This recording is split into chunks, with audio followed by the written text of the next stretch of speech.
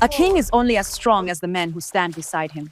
David's sceptred throne was held by warriors who didn't just fight for a crown, they fought for a brother. Loyalty isn't written in words, but with life. The ark is coming home. The presence of God returns to the heart of the nation. When the King of Glory enters the city, the only response is a dance of abandoned joy.